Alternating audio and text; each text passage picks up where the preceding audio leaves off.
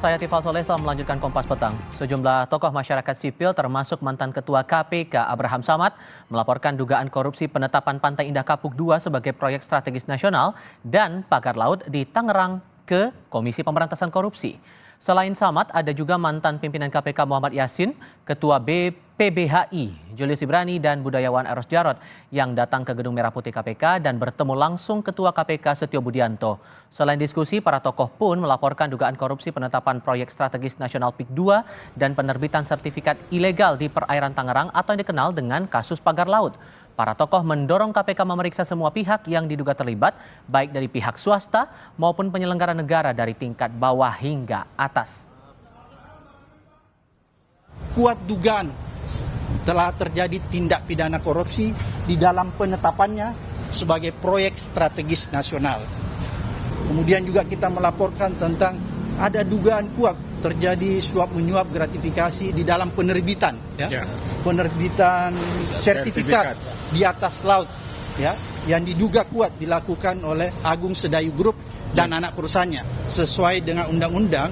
Maka selain penyelenggara negara, pihak swasta juga aguan bisa diperiksa.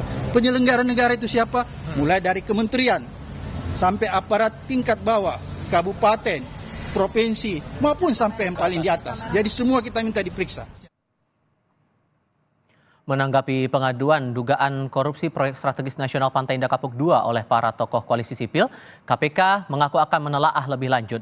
Juru bicara KPK Tessa Mahardika menyatakan, informasi awal yang disampaikan dalam forum tersebut tentu akan menjadi pengayaan bagi kami di KPK. Untuk selanjutnya, katanya, dilakukan verifikasi dan analisis ada tidaknya unsur-unsur dugaan tindak pidana korupsi dan menjadi kewenangan tugas KPK.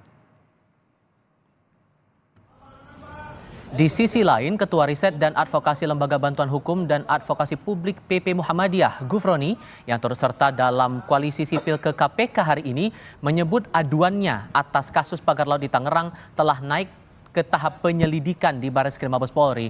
Gufroni mengaku telah dengan gamblang menyampaikan kepada polisi siapa dalang pemagaran laut. Ia berharap penyidik Barreskrim segera menetapkan tersangkanya. Soal pengaduan kami ke Barreskrim Polri pada tanggal 17 Januari yang lalu bahwa tadi malam kami sudah bertemu dengan tim dari Barreskrim Polri di kantor PP Muhammadiyah untuk mendalami pengaduan kami.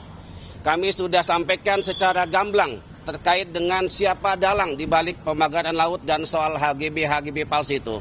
Dan mudah-mudahan dalam waktu yang cepat Mabes Polri akan segera menetapkan dalam kasus pemagaran laut ini dan sekarang sudah masuk dalam tahap penyelidikan. Itu yang pertama.